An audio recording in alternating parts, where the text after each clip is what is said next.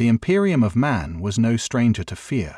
For 10,000 years, humanity had endured the assaults of chaos, the horrors of Xeno's empires, and the constant gnawing of heresy. Yet when reports of the anomaly reached Segmentum Command, even the most battle-hardened officers hesitated to speak plainly. At first, it was written off as another incursion. Sector governors forwarded frantic reports of planets shrouded in warp storms and communication lines severed. Inquisitors muttered of demonic manifestations. The High Lords of Terror, ever suspicious, suspected a new plot from Abaddon the Despoiler. Yet the descriptions pouring in did not match any known foe. This was no legion, no swarm. It was one.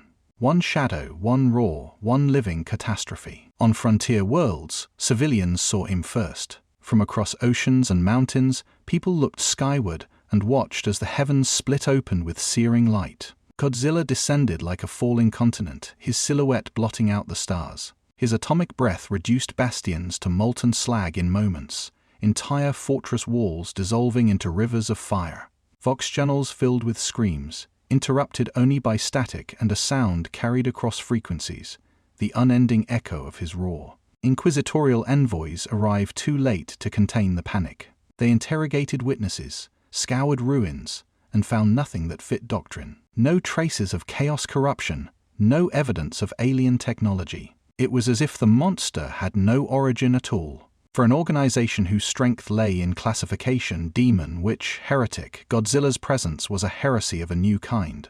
The unclassifiable. Psychos fared no better. Across the sector, they were overwhelmed with visions. Some screamed of oceans swallowing stars. Others spoke of scales that cut across infinity. A few muttered of silence, a silence deeper than the warp itself. The Emperor's tarot was cast in desperation, yet the cards fractured into contradictions: death and life, God and beast, apocalypse and rebirth. The Imperium had faced prophecy before, but never one that offered only confusion. Planetary governors fell into chaos. On one hive world, terrified citizens declared the monster a sign of the Emperor's wrath. Another declared it as Xeno's god, demanding sacrifice to appease it. Civil wars flared almost immediately as the ecclesiarchy rushed to stamp out heresy, only to find faith itself crumbling. Yet amid the fear, the Imperium's war machine turned. Orders spread across the fleet: reclassify this anomaly as an Omega-level Xeno's threat. Battle fleets began to mobilize, guard regiments drilled, and space marines readied themselves. The command was clear: no matter what it was, it must be destroyed. But even as ships armed themselves, hesitation lingered. If demons could be banished, tyrannids culled, and orcs crushed with firepower, what could they do against something that had caused demons to retreat? One inquisitor, grim and unsmiling, put it into words before the assembled commanders. This thing is no servant of the dark gods. It is no alien empire. It is worse. It is nature itself turned against us. And nature cannot be bargained with. The silence that followed spoke louder than any prayer. Across the void, imperial captains prepared to fire upon the beast, yet none dared to be the first. In their hesitation, they revealed what they already knew. This was not just another enemy of mankind. It was something new, something primal, something that made even the unshakable Imperium falter. The Imperium had seen the galaxy burn before, but never had it trembled at the sound of a single roar. The Imperium of Man was a civilization built on paranoia. Every shadow was seen as heresy, every anomaly as the touch of chaos. So when the first reports reached Segmentum Command of a monstrous entity tearing its way into real space, the response was immediate and predictable. It had to be a demon. What else could crawl from the warp and stride into existence with such fury? Planetary governors sent urgent astropathic cries, voices filled with dread and confusion. Outlying worlds reported an impossible silhouette moving through the atmosphere, its scales glowing with unnatural light. One message, cut short mid-transmission, described a fortress world reduced to rubble by a single incandescent beam. Walls meant to withstand orbital bombardment melted like wax, defensive bastions crumbling into rivers of fire.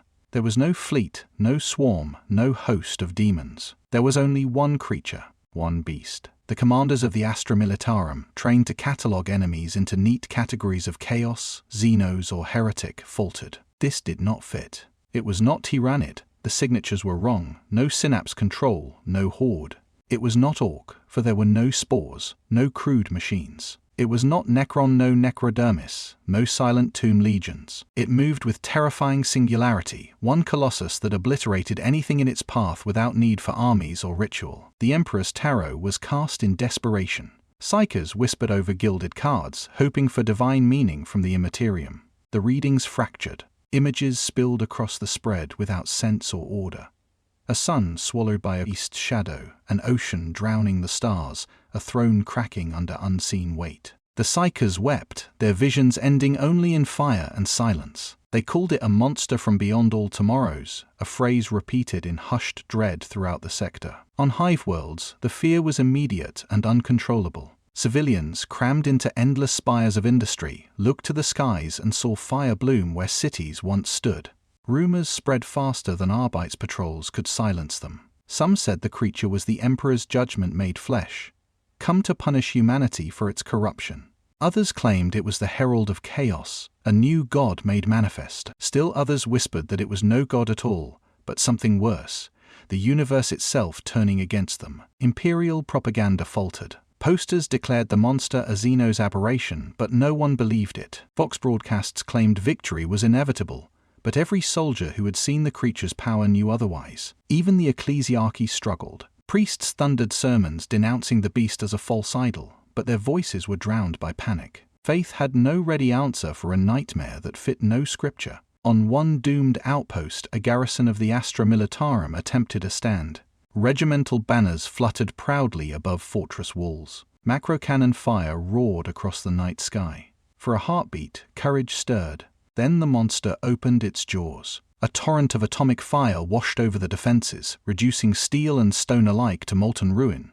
The proud banners turned to ash before they even touched the ground. Survivors fled into the wastes, their eyes hollow with the realization that courage meant nothing against inevitability. Inquisitors arrived to impose order, but they found themselves speechless. Their power had always lain in names and accusations. To classify was to control. To declare something heresy was to know how to destroy it. Yet when they looked upon the devastation left by the beast, there was no heresy to name. No demon. No aliens. No corruption of the warp. Just destruction so absolute it mocked definition. One inquisitor, older than most, finally gave voice to the truth the others dared not speak. In a chamber lit by the glow of ruined data feeds, he whispered, "If this thing is neither demon nor alien, then it is something worse. Nature itself turned against us." The words spread through the chamber like a contagion. Commanders paled, priests fell silent, and psychers trembled. For the Imperium, there was comfort in knowing one's enemy. But now they faced something that was no enemy at all, no cultious rival to be bargained with or destroyed. It was nature, incarnate and weaponized, walking upon the stars. The Immaterium does not sleep, it seethes. After the rift and the impossible roar, tides of thought bucked like storm oceans. In Khorne's brass citadels, drums thundered at the promise of slaughter. A new challenger, a mountain of flesh to test. Glorious. Yet when the blood god leaned across the currents and beheld the intruder, his joy soured. No oath, no banner, no creed marked that towering shape.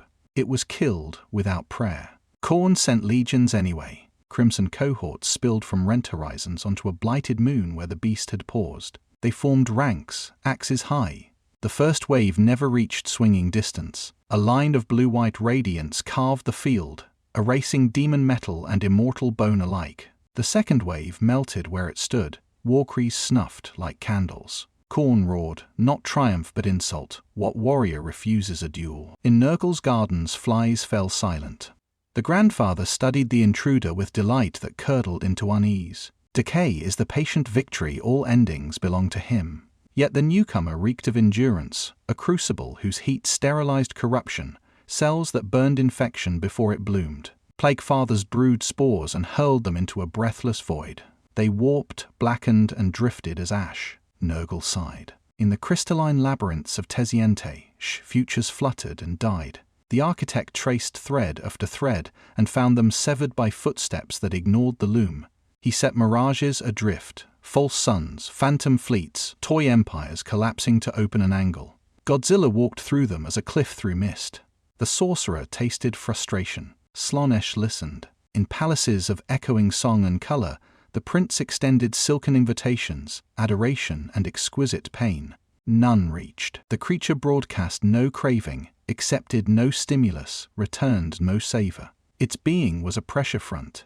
Dominance without appetite, supremacy without theater. Slaanesh withdrew the hand and masked a shiver.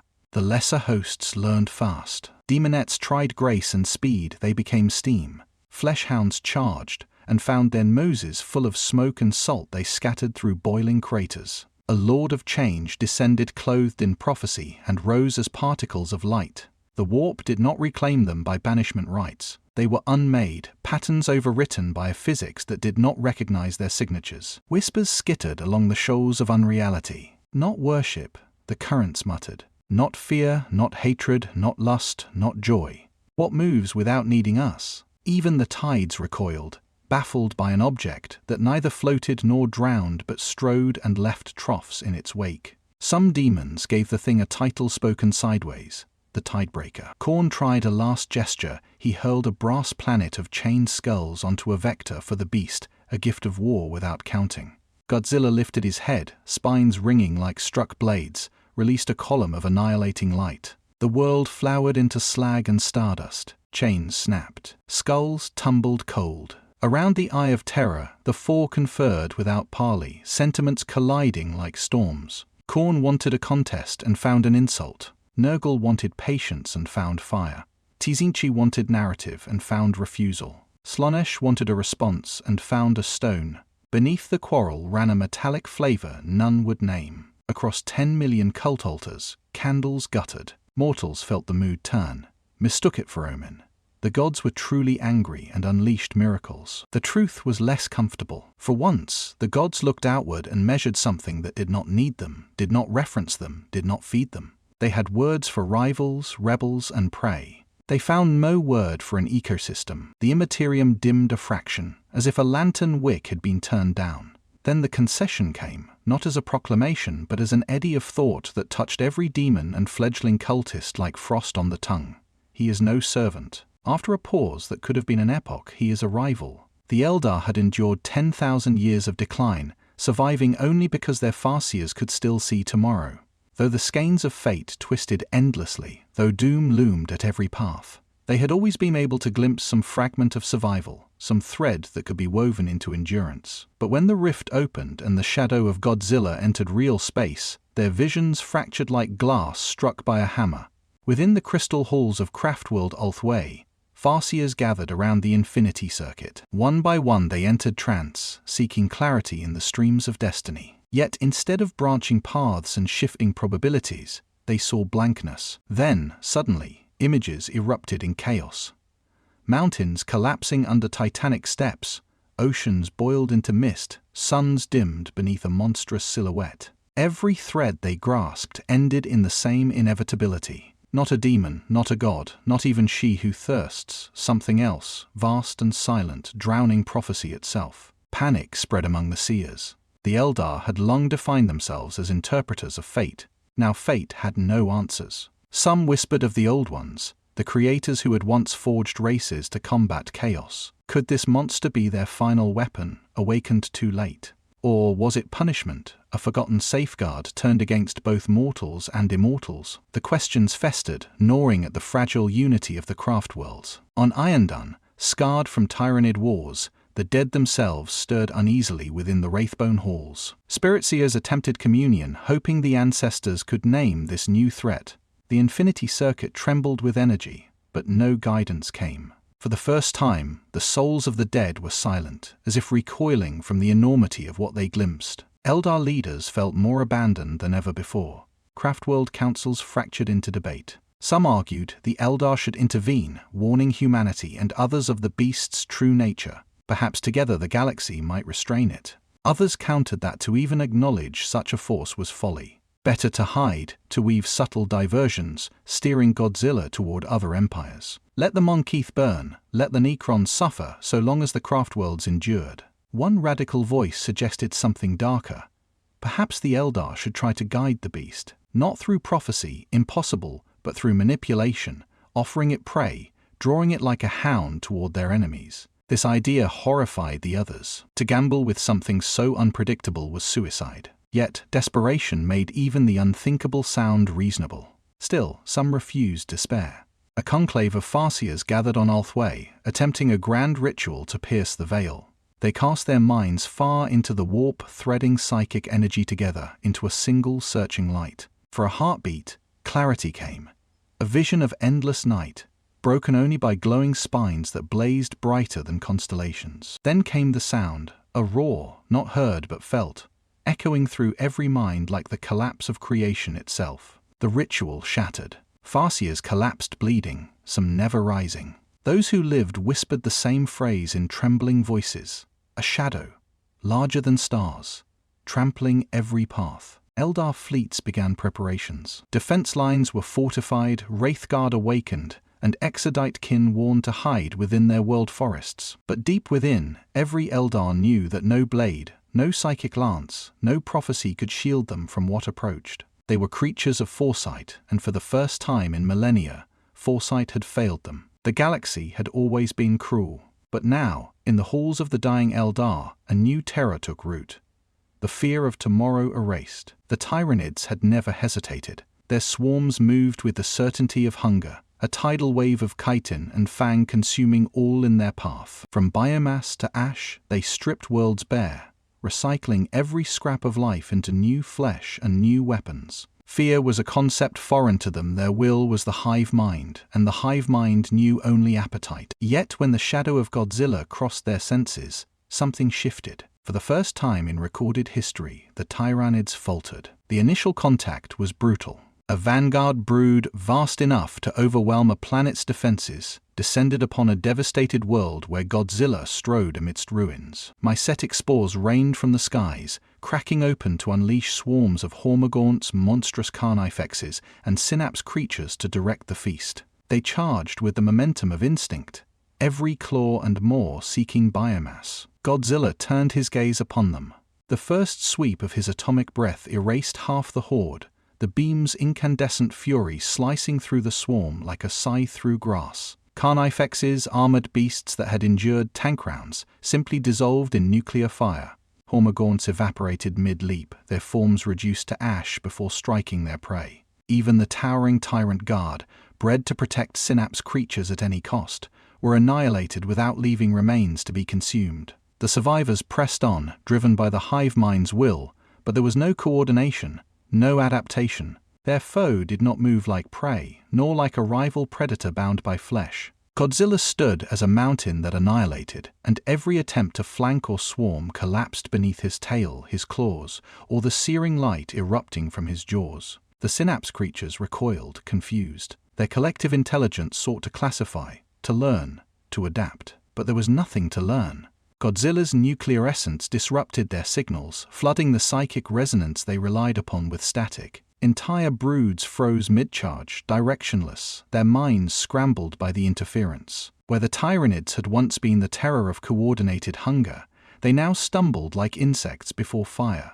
The hive mind recoiled. For the first time, it recognized something not as prey to be devoured, but as predator, a rival on a scale beyond comprehension. Godzilla was not biomass, not a resource. He was the embodiment of nature's refusal to be consumed. Every attempt to harvest him ended in annihilation, and nothing in their collective memory could adapt quickly enough to alter the outcome. His flesh did not yield, his presence burned corruption, and his power was not biological, it was elemental.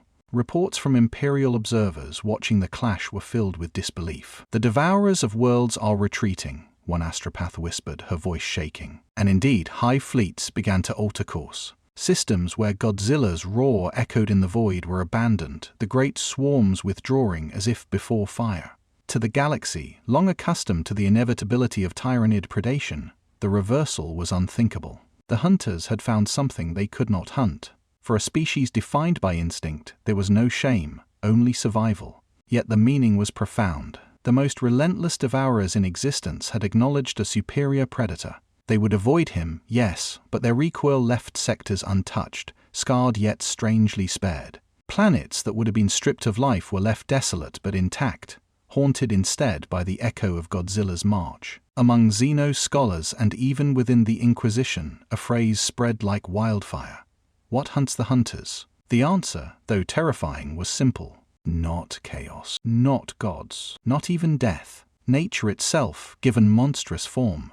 And somewhere deep in the cold void, the hive mind adjusted its patterns. But no amount of adaptation could erase the truth. The Tyranids, who had consumed galaxies, had found something they could never consume. Where humanity cowered and the Eldar despaired, the Orcs erupted in delight. To them, fear was a word without meaning, and despair was a concept they had never understood. When their void ships and warbands first sighted Godzilla striding across the stars, the reaction was unanimous. Cheering, bellowing, and gleeful gunfire fired into the sky. "That's the biggest squig there ever was," roared one warboss, his megaphone booming across the decks of his ramshackle cruiser. And Weskana Crumpet, or Die Tryon, the Orcs didn't see doom. They saw destiny. Every mob, every clan, every lunatic mechboy with a wrench and a dream agreed. This monster was the greatest fight in the galaxy. It wasn't an enemy, it was an opportunity. And Orcs lived for nothing else. Wargs began to redirect their momentum. Entire mobs abandoned campaigns against the Imperium. Orc empires shifted their course, and crude banners painted with jagged spines and glowing eyes were hoisted. Word spread across Orc space like wildfire. Soon, hundreds of war bosses were proclaiming their allegiance to the newest and biggest idol they had ever seen. But Orc excitement was never passive. They didn't want to merely watch Godzilla. They wanted to fight him. They built gargants larger than ever before, bolted together squadrons of kill cruisers, and painted their machines in colors they thought might impress the beast. Green tides of boys assembled, eager to be first to throw themselves at this towering monster. When the Orcs finally met him, the spectacle was chaos incarnate. Waves of Orc ships descended on the ruined planet where Godzilla stood, their guns firing wildly. Thousands of boys charged across shattered plains, shooting and screaming. Waha! Their gargants hurled shells the size of buildings. For a moment, it seemed like the greatest battle the galaxy had ever seen. Godzilla swiveled his head, eyes burning with atomic fire. His tail lashed once, sending hundreds of Orcs flying like insects. Then his roar tore across the battlefield, rattling even the Orcs' bones. The atomic breath followed, scything through a gargant, reducing it to a molten carcass. Thousands of Orcs died in seconds, their bodies vaporized before they could scream. And yet, they laughed. The mobs that survived howled in joy. The warbosses declared that never before had they fought something so gloriously destructive. Even as boys were turned to ash, they bellowed, "Dis is DA best scrap ever."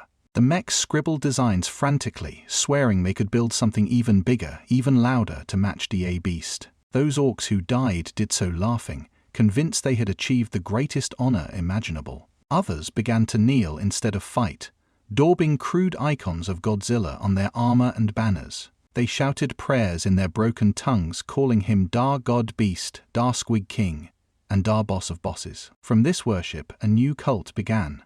Dar Godzillas. Their creed was simple: follow the monster, fight beside it, and die gloriously beneath its shadow. As Orc mobs swarmed closer to his path, the galaxy realized a terrible irony. Where others saw annihilation, the Orcs had found unity. Tribes that had fought each other for centuries now joined forces, all declaring their wahe in Godzilla's name. For the first time in millennia, Orcs rallied not for conquest or instinct, but for sheer devotion to something larger than even their own madness. When a warboss was asked why they followed something that killed them by the thousands, he laughed so hard his tusks cracked. "'Cause if it can crump us dat easy, den it's DA best thing in DA galaxy. We's gonna follow DA Big Beast till DA stars burn out." Where the Imperium despaired and the Eldar quailed, the Orcs celebrated. To them, Godzilla wasn't the end of the galaxy. He was its greatest party. In the endless black between galaxies, where the Necrons had slumbered for eons, a ripple stirred through the dynasties. Worlds long dormant lit with green fire as stasis tombs cracked open.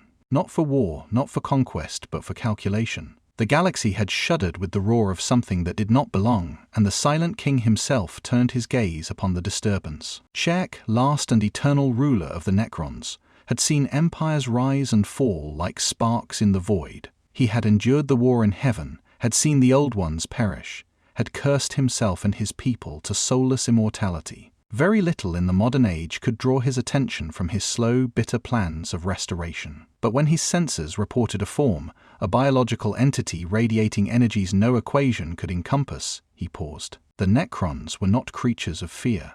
Their existence was logic and dominion, their empire built upon mastery of matter and energy. Yet when Xerxes calculated the resonance of Godzilla's form, the numbers bent. His body pulsed with a reactor-like essence, one that distorted both material and immaterial readings. Radiation levels spiked beyond their capacity to measure, and the harmonics of his atomic spine scrambled their most advanced augurs. To a race that prided itself on absolute understanding of the universe, the incomprehensible was heresy. The Silent King ordered a test. A legion of Necron warriors, phalanxes gleaming in green light, descended upon a world scarred by Godzilla's passage. With the precision of machines, they advanced, Gauss flares humming as they fired beams designed to strip matter to atoms. The volleys struck the beast's hide, but where a lesser enemy would have been flayed to bone and dust, Godzilla's scales glowed, absorbing the energy as though it were nothing more than fuel. His spines blazed brighter, and he turned. The retaliation was swift and merciless. A blast of atomic fury erupted from his jaws, cutting across the advancing legions. Thousands of warriors vaporized instantly, their living metal bodies shredded and cast into molten fragments. Even those with phase protocols were too slow. Their patterns disintegrated before they could slip into dimensional safety. In a single roar, centuries of stored warriors were undone. The Silent King watched impassively, though within his ancient soul a flicker of unease whispered. This was not a rival empire to be negotiated with or destroyed in war. This was an extinction event given form. He saw in Godzilla's path a natural apocalypse, one that moved without ideology, without ambition, without pause. And worse, his mind recoiled at the possibility that this monster was no random anomaly. Perhaps it was a relic. Perhaps the Old Ones, in their final, desperate struggle against the Citan, had created such a weapon, a predator so primal it could stand against star gods. If so, the weapon had outlived its makers and now walked the galaxy free of leash or law. The idea unsettled him, for it meant that even the Necrons, the supposed masters of permanence, might not endure against this ancient fury. Across the dynasties, lords and overlords demanded answers. Many called for extermination fleets to be launched, but Xerxes silenced them. He had witnessed the war in heaven, had seen hubris destroy even gods. To underestimate this being would be to repeat history's greatest mistake. If the galaxy is to survive, the Silent King declared, his voice resonating through countless tomb worlds, even we must act. But know this, what approaches is not an enemy, nor an ally. It is a rival. And it does not care whether we kneel or stand. For the first time in millennia, the Necrons did not look upon the galaxy as rulers, but as participants, aware of a predator greater than themselves. The cold halls of their tombs echoed with calculations and unease, and the dynasty lords bowed their heads to a truth older than their pride. When Godzilla strode across the stars, he left more than devastation in his wake. Strange harmonics rippled through space, resonances that awoke things long forgotten. On shattered Eldar Maiden worlds, half-buried temples trembled as his roar reverberated across the void. Wraithbone structures shivered like tuning forks struck by a celestial hand. Glyphs that had lain dormant for 10 millennia flared with light before vanishing again. It was as if the monster's very presence cooled to the bones of creation itself. Among the Eldar, whispers grew louder. Scholars and seers who studied the ruins of their lost empire began to fear that this was no ordinary anomaly. Perhaps, they speculated, the beast was bound in some way to the Old Ones, the godlike architects who had seeded life across the galaxy. The Old Ones had created guardians and weapons before, shaping the Krork and other races to resist the coming of chaos. Could Godzilla be another of their experiments, sealed away until an age of direst need? The webway itself seemed to answer. As Godzilla's spines blazed with atomic fire, hidden corridors shuddered. Wards and sigils long buried within the labyrinth quaked, their protections faltering. In one forgotten chamber, far from any craft world, a stasis vault cracked open, revealing nothing inside but dust and echoes, its contents perhaps already walking the galaxy in living form. The Farseers recoil at the implications. Their ancestors may have left a beast behind, not to guide them, but to remind them of their place in the order of things. The Necrons, however, remembered the war in heaven. To them, the idea was not one of wonder, but of fury. If this beast was indeed a relic of the old ones, then it was a thorn in their ancient victory, a final weapon that had outlasted even the gods of flesh. Dynastic lords debated whether this was an accident of survival or a deliberate punishment. Either possibility infuriated them. They had broken their creators, enslaved star gods, and outlived every empire. Yet here was something they could not categorize, something that mocked their dominion by existing beyond it. The mystery deepened when human xenoarchaeologists uncovered strange coincidences. On worlds scarred by Godzilla's march, ancient ruins awoke. Not demonic corruption, not Necron machinery, something older, etched in symbols that even Eldar could not fully translate. Resonance readings revealed frequencies eerily similar to the spikes recorded when Godzilla roared. It was as if his voice harmonized with the relics of creation. Some whispered that he was no accident at all, that he was the last safeguard of a dying pantheon, a primal weapon forged not of technology or sorcery, but of nature elevated beyond limits. If true, then the galaxy was not merely facing a beast, it was facing the judgment of the universe's original architects, a relic awakened too late, or perhaps precisely on time. Even the Ordo Xenos of the Imperium could not dismiss the rumors. Reports circulated quietly within inquisitorial vaults. Whenever Godzilla's atomic fury erupted, nearby Old One ruins flickered with dormant energy. Such synchronicity could not be a coincidence. One inquisitor wrote, in a note that would never see daylight, "If this is their legacy, then all our wars are irrelevant. We are not soldiers, we are ants beneath a boot we were never meant to see." The galaxy did not know whether the monster was a weapon, relic, or accident, yet the very possibility that he bore the fingerprints of the old ones reframed everything. He was no longer just destruction incarnate. He might be the last secret of creation itself. In the wake of impossible readings and ruined worlds, pragmatism forced the unthinkable. Imperial diplomats in lacquered voidcraft approached Necron tomb worlds under truce beacons, their vox relays repeating a single phrase, "Parley against the beast." Eldar corsairs shadowed the exchange, wary and contemptuous, yet unwilling to waste slimmest hope. For one brittle moment, history's sworn enemies stood beneath the same stars and practiced restraint. The council met upon a lifeless moon scoured for neutrality. A ring of holo-projectors cast models of the monster, a continent of muscle and scale, a furnace crowned with spines. Human admirals argued for saturation bombardment. Necron overlords demanded surgical annihilation, entropic lances, dimensional excision, null fields to deny momentum. Eldar farseers, pale from exhausted trance, urged misdirection, striking not the body but the path, folding him into corridors of dead space. None trusted one another, but all trusted arithmetic. They chose a fortress world girded with orbital plates and planetary void shields as the test. Fleets arrived in echelon. Macro cannon stations lit the night side like dawn after lance batteries carved spears of light Eldar sunspears stitched lattices across the stratosphere. Necron pylons unfolded like razor flowers, their Gauss wells screaming as they wound to apocalyptic output. From orbit to desert, the sky became a forge. He came out of it walking. Shells cratered his wake and fed his glow. Lances bored furrows into scale and kindled brighter blue. The Gauss fields unpicked atoms, and the pattern held a breath before knitting back, like a word the universe refused to pronounce. Eldar pulsars struck the mind instead of flesh. He faltered an instant, blinked away the headache of a star dying, and continued on. Forces that had reduced demon princes to gestures simply failed. On the ground, titans bracketed him with mountain-bored volcano cannons. Knights darted in like wasps with chainswords big as cathedrals. Wraithguard formed shimmering phalanxes, spitting ghostlight through ribs the size of roadways. Necron destroyers laced space with emerald saws. For every kilometer he advanced, armies died by the thousand. And when he chose to answer, ruin crossed continents. A sweep of the tail pulped a god machine into a steam armor.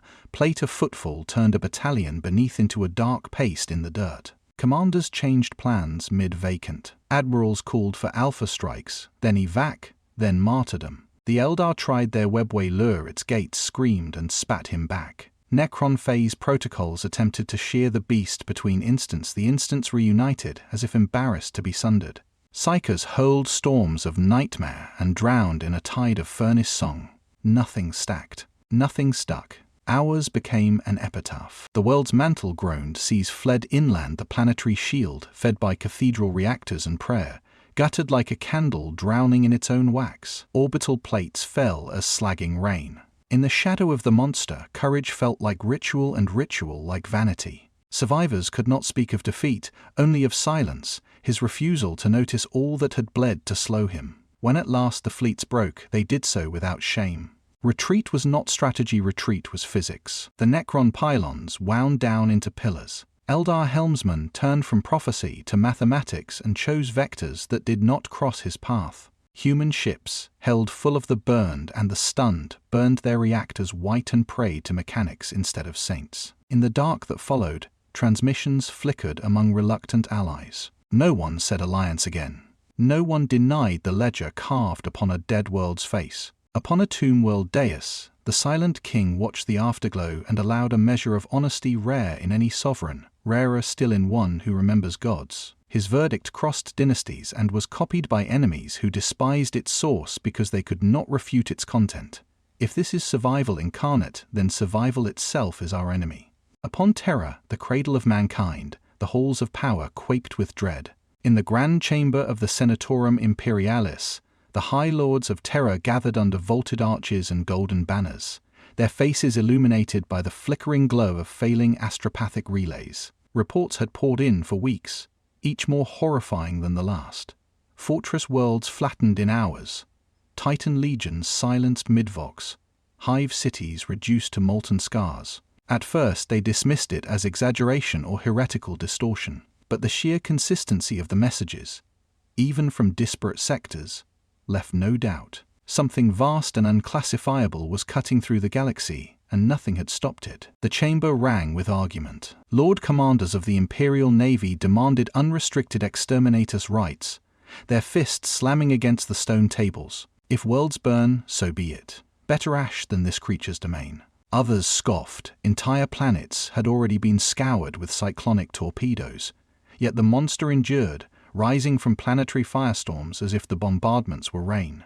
The Inquisition's representatives entered the debate like knives, their cowled forms radiating menace. They dismissed blunt annihilation as futile, instead urging the employment of forbidden weapons long locked away. Psi-boosters capable of magnifying choirs of 1,000 sanctioned psychers, archaeotech relics thought too dangerous for mortal hands, even half-remembered Xenos constructs hidden in vaults. Delay, one inquisitor hissed, is extinction.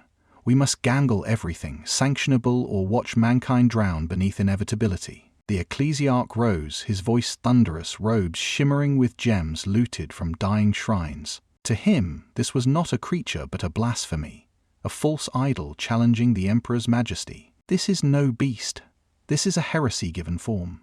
We must burn it with faith, scour it with flame, drown it beneath the roar of a billion prayers. His followers echoed him, calling for crusades of fire and martyrdom, as if devotion could sway something that acknowledged neither worship nor contempt. Across the chamber, the Adeptus Mechanicus whispered among themselves in bursts of binary cant. For them, the beast was not heresy, but temptation. Their data suggested his nuclear essence was beyond classification, a living reactor that defied entropy itself. They proposed capture, not destruction. With enough titans, with enough containment pylons, they might seize him alive. Some even dared call him the Omnissiah's hidden revelation, a key to technologies buried since the age of strife. Their rivals accused them of madness. To imagine binding such a creature was delusion bordering on treason. The debate escalated into cacophony. Threats were shouted, accusations of cowardice flung, prayers bellowed, and data streams recited like hymns. For every voice urging restraint, 3 more called for escalation. Humanity had faced the brink before, yet the spectre of this new enemy reduced even Terra's mightiest to squabbling mortals. At last, the Grand Master of the Officio Assassinorum spoke, his words cutting through the uproar like a blade. This is no longer a question of survival of worlds. It is the survival of mankind. We have one choice left. Unleash everything. His calm pronouncement, devoid of rhetoric, chilled the chamber into silence. Slowly, consensus formed, not through unity, but through despair. The Imperium would empty its arsenals, summon its chapters, recall fleets, awaken titans, and hurl the full weight of its armies against the beast. Not because they believed victory was certain, but because no lesser measure offered even the illusion of hope. By the time the convocation ended, orders were already carried through astropathic choirs. Fleets shifted their courses, Space Marine chapters received summons under the seal of terror, and Forge Worlds began the sacred awakening of ancient war machines. The High Lords dispersed in silence, yet the atmosphere was not triumphant. It was grim, brittle resolve, the kind of resolve born when a cornered empire bares its teeth at inevitability. One aged lord, his voice too quiet for the vox, muttered what none dared to answer. "We are gambling with the Emperor's throne itself." In the quiet that followed, the Imperium of Man prepared to throw its full weight against nature incarnate. The Imperium moved with thunderous resolve. From across the galaxy, banners were raised, war machines awakened, and battle barges recalled from distant crusades. The High Lord's decree had gone out: unleash every blade, every gun, every warrior. If the Emperor's realm was to endure, it would be here, against this beast.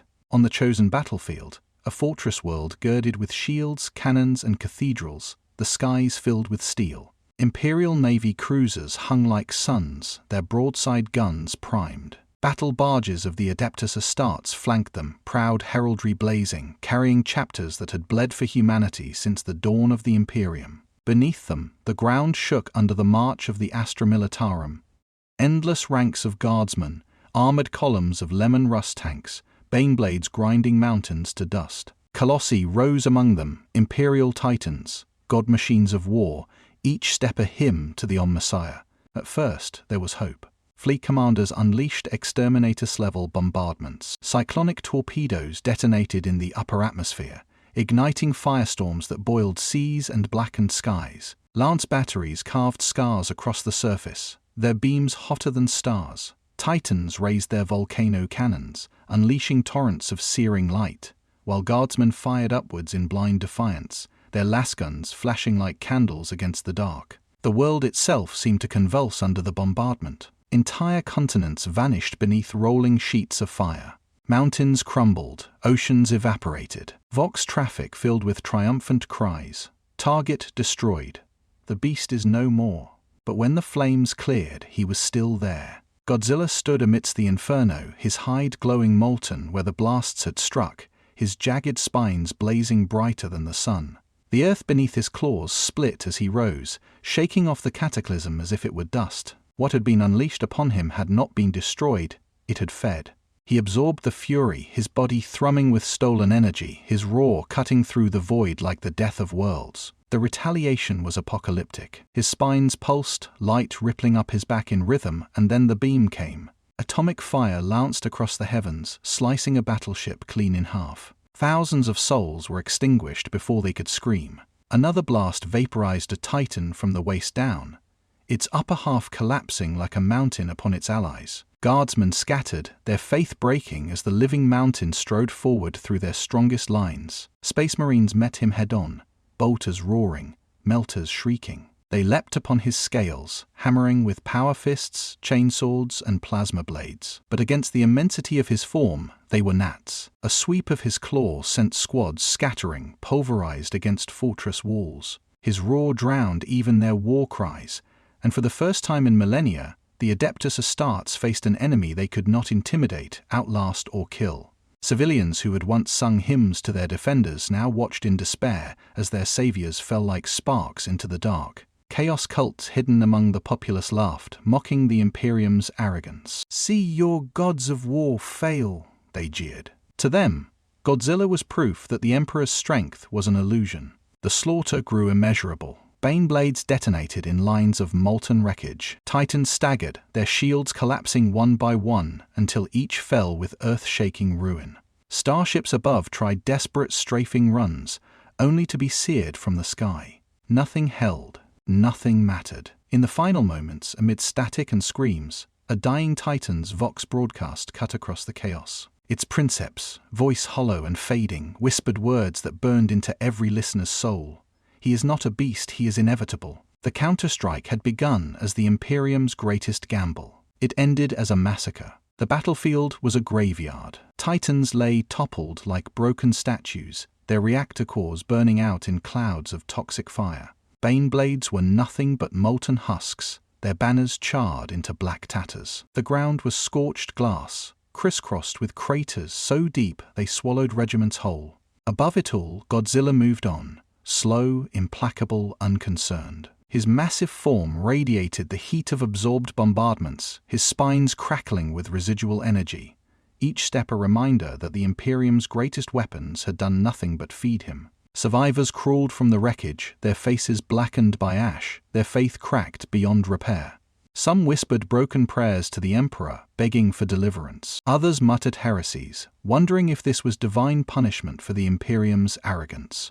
The sight of their defenders, space marines, titans, fleets of battleships, scattered and annihilated in mere hours had carved despair into their bones. For the first time, many wondered if survival meant abandoning faith. Inquisitors scoured the ruins, collecting records, salvaging data, and interrogating the few who had survived direct contact. Their conclaves erupted into arguments. Some insisted the monster was a new god of chaos, a manifestation of destruction unbound. Others spat in fury, no demon could wield such power without feeding the warp. This is no god. This is worse. This is nature itself, walking. The inability to name him, to classify him within doctrine, drove the Inquisition into schism. The ecclesiarchy responded with fury. Preachers screamed from shattered pulpits, calling the faithful to double their prayers. They branded Godzilla a false god, a shadow meant to test their devotion. Crusades of faith were declared across hundreds of worlds, yet their sermons carried less weight than ever before. The people had seen with their own eyes that faith did not shield against atomic fire, that holy hymns did not mend the earth shattered beneath his claws. In hive cities, riots broke out as citizens abandoned shrines, demanding evacuation instead of sermons. Morale across whole sectors collapsed. Planetary governors, trapped between rebellion and annihilation, turned desperate. Some began whispering of surrender, not to Godzilla, who could not be bargained with, but to chaos. Better, they reasoned, to pledge themselves to powers who at least dealt in pacts and worship, than to face the silence of a beast that noticed them no more than an ant. For the Imperium, this was worse than defeat. It was erosion from within, faith bleeding away faster than worlds could be defended. The Adeptus Mechanicus descended upon the wreckage with fervor. Meiji combed through ruined titans and melted void chip fragments, obsessively analyzing every trace of energy Godzilla had unleashed. Their conclusions were whispered in binary prayers. This was not warp taint, not Xeno's technology, but something else, a living equation of physics beyond comprehension, a walking reactor immune to entropy. Some dared to call him the Omnissiah's hidden truth, a revelation that made mockery of all they had worshipped. Most kept their silence, knowing the charge of heresy would come swiftly. Yet even in their silence, one truth spread. The Mechanicus did not plan to destroy Godzilla. They planned to study him. On Terra, the High Lords received the reports in silence. Their grand gambit, the might of humanity gathered in one place, had failed utterly. The chamber that had once thundered with bravado now quaked with despair. For the first time in centuries, the lords of mankind faced the possibility that there was no weapon, no prayer, no army that could defeat their foe. Inquisitor Kale, his voice heavy with exhaustion, spoke words that chilled the chamber to its core. If faith and steel cannot stop him, then we must face what he truly is. The silence that followed was not a strategy. It was surrender to inevitability. The battlefield smoldered long after the guns fell silent. Cities that had once boasted cathedral spires and fortress walls were nothing more than smoking husks. Their foundations cracked beneath the colossal weight of Godzilla's passage. Titans lay shattered, their once-proud banners burned to cinders. The earth was black glass where his breath had cut, rivers boiled away into vapor. And through it all, the monster marched on, indifferent, his glowing spines leaving streaks of light against the darkened sky. He did not look back. He did not need to. Survivors staggered from the ruins like ghosts. Guardsmen crawled from trenches filled with ash, their lasguns useless lumps of melted metal. Some clutched rosaries of the Aquila and whispered half-prayers through bleeding lips. Was this judgment? Was this the Emperor's wrath made flesh? Others whispered darker thoughts. If the Emperor was silent, perhaps this creature was the true god of the galaxy, and they had been lied to all along. The Inquisition moved swiftly to suppress heresy, but they themselves were divided. Ordo Malleus interrogators declared the monster a new chaos god, a destruction incarnate born of mankind's sins. Ordo Xeno's agents argued bitterly. No, this thing bore no mark of the warp, no psychic taint. It was worse than chaos, because it owed no allegiance to gods or demons. It was a law-given shape, an extinction event with claws and teeth. Their conclaves dissolved into shouting matches, as centuries of certainty unraveled in the face of something they could not name. The ecclesiarchy roared louder than ever, desperate to drown despair with zeal. From pulpits raised over rubble, preachers cried out that the monster was a false idol, a test of faith sent by the emperor. They urged the faithful to hold fast, to sing louder, to pray harder, to offer their lives as martyrs if necessary. But their words rang hollow against the blackened skyline. Whole congregations abandoned shrines, choosing flight over piety. In some hive cities, mobs turned on their priests, demanding evacuation instead of sermons. Faith cracked, and with it, imperial unity. Planetary governors trembled under the weight of decisions no decree had prepared them for. Some considered heresy openly, reasoning that if Godzilla could not be bargained with, perhaps chaos at least offered choice. The dark gods demanded worship, yes, but they bargained. They could be flattered, feared, or served. Godzilla offered nothing but silence and annihilation. Faced with that inevitability, more than one governor whispered into hidden vox channels, reaching for chaos as a shield against nature itself. Meanwhile, the Adeptus Mechanicus scavenged the ruins with manic fervor. Tech priests clambered across molten husks of titans, chanting binary prayers as they recorded radiation spikes and fragments of melted spines torn loose in battle. Their augurs whispered of new equations, new theories. This creature was no demon, no alien machine, but a living reactor immune to entropy. Some magi declared this proof of the Omnissiah's true form, a revelation hidden in scales and fury. Others demanded experiments, containment pylons, energy siphons, genetic studies. None admitted aloud what they all knew. Their god machines had failed, and in failing, the illusion of control had collapsed. On Terra itself, the High Lords reconvened. Reports filled the chamber with the same refrain: devastation, failure, silence. Their grand gamble, the might of humanity gathered in one place, had ended in massacre. The chamber that once echoed with confidence now sat in dreadful silence. No one dared suggest another strike. No one dared whisper victory. It was an inquisitor who finally broke the silence. He stood, robes singed from worlds recently abandoned, eyes hollow from sleepless nights. His words carried no rhetoric, no bravado, only a grim truth. If faith and steel cannot stop him, then we must face what he truly is. No one argued. The silence that followed was not unity. It was surrender to inevitability. The Immaterium shuddered with anticipation. From his brass citadel in the heart of the warp, Khorne, the blood god, looked upon the material galaxy with glee. Where others of his kind plotted or whispered, he only roared. To him, the coming of Godzilla was a gift, the largest, most destructive engine of slaughter ever unleashed upon existence. His throne of skulls shook as he rose, bellowing his approval. The universe had delivered him a warrior worthy of endless battle, and so he sent forth his legions. From rivers of boiling blood surged the hosts of Khorne, bloodthirsters, colossal and winged, carrying axes forged in furnace storms. Lesser demons surged beside them, howling for slaughter, their chains and blades hungry to carve a place in the annals of endless war. They poured into reality across a ravaged world scarred by Godzilla's passing, expecting to greet a champion who would meet them blow for blow. What they found was something else entirely. Godzilla stood amid the ruin, a continent of scale and fury, his spines still glowing faintly from his last atomic discharge. The demons roared their challenge, the ground splitting beneath their stampede. Their cries echoed across the sky.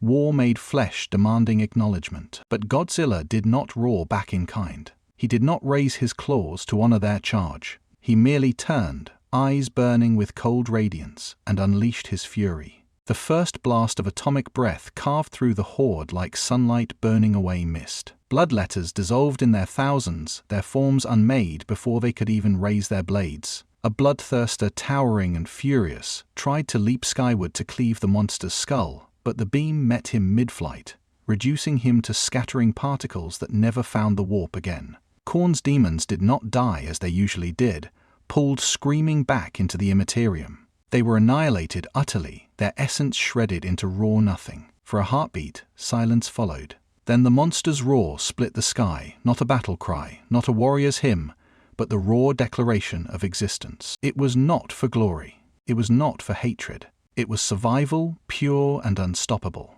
In his brass throne, Khorne rose to his full height, fury twisting his eternal features. This was not the duel he demanded, not the clash of blades and the joy of endless slaughter. This was erased. To the blood god, violence was worship. Every drop of blood spilled fed his throne. Every skull claimed was a hymn to his glory. But Godzilla gave him nothing. No malice, no hatred, no joy. Only indifference. More legions surged. Blood crushers thundered across the ruins, their juggernauts trampling earth to dust. Heralds screamed challenges, daring the beast to acknowledge them. Yet each charge ended the same way. Swept aside by a claw, crushed underfoot, or obliterated in nuclear fire. No skulls remained. No blood was spilled. Their sacrifice meant nothing because the monster's power did not honor Khorne's creed. It consumed, it annihilated, and then it moved on, unconcerned with triumph. Khorne bellowed, his voice rattling the warp itself. His throne cracked beneath his fury, rivers of blood boiling into steam. To him, this was worse than defeat.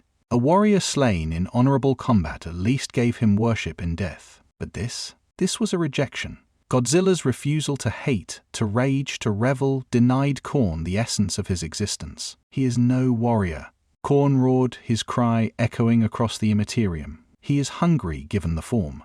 And the warp shivered at the admission. For if even the blood god could not bind or break him, then what place did violence hold in the face of inevitability? In the endless, twisting labyrinth of the warp, the great conspirator stirred. Tezian, Lord of Change, whose mind spun plots across a million futures, regarded Godzilla not with fury like Khorne, nor disgust like Nurgle, but with fascination. To him, everything was a game of threads, destinies woven, paths crossed, schemes blooming into inevitability. The monster, though vast, was merely another piece to be moved, or so he thought.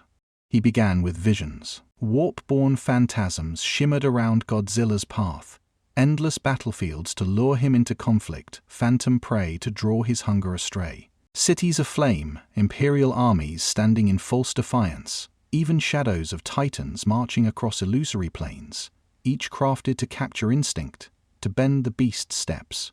But Godzilla walked through them as if through fog. He never slowed, never deviated. The illusions dissolved against his hide, powerless before a creature that did not dream.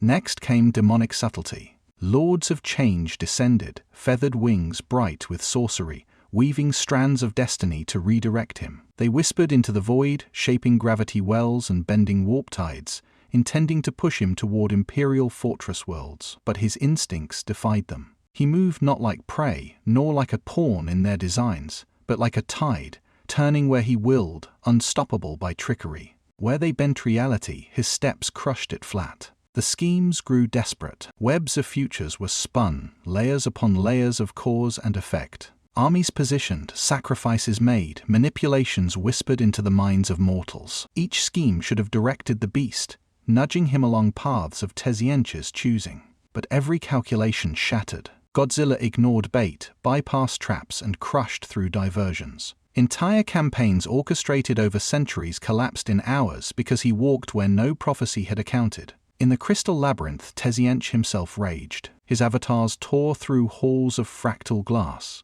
every reflection showing the same disaster. Threads severed, tapestries burned, futures collapsing into blankness. The monster was not merely uncooperative, he was unmanipulable. He offered no desire to exploit, no ambition to guide, no vanity to twist. He sought nothing but to exist, to endure, to survive. Against such primal simplicity, even the architect of fate found no leverage. The demons sent to observe returned broken, their voices trembling. He does not listen, Master. He does not see. He walks, and prophecy dies beneath his feet. For Teziench, this was horror. He was accustomed to rivals who schemed, who played the game of destiny. Even defeat was tolerable because defeat confirmed the game's existence. But Godzilla was something else, an unreasoning force that neither played nor acknowledged the board. Every step he took shattered the very concept of foresight. Prophecy itself buckled under his weight, crumbling into silence. For the first time in eons, the Lord of Change hesitated. His feathers dulled, his laughter faltered. And in that pause came the dreadful truth whispered across his labyrinth. The monster is beyond fate. His steps crush prophecy itself. The schemer had met something that could not be schemed against, and all his infinite plots unraveled into ash. From his rotting garden, Nurgle watched the beast with curiosity. To the Plague Father, all things eventually belonged to him. The grand cycle of decay and renewal was inexorable. Flesh rotted, empires crumbled, even stars cooled into ash. His joy was in inevitability, for sooner or later, everything surrendered to his embrace. But when Godzilla strode across a plague world, Nurgle leaned closer. His demons had prepared the ground, filling the air with spores thick enough to choke suns, rivers bubbling with pestilence. Great unclean ones waddled forward, sloshing contagion with every step.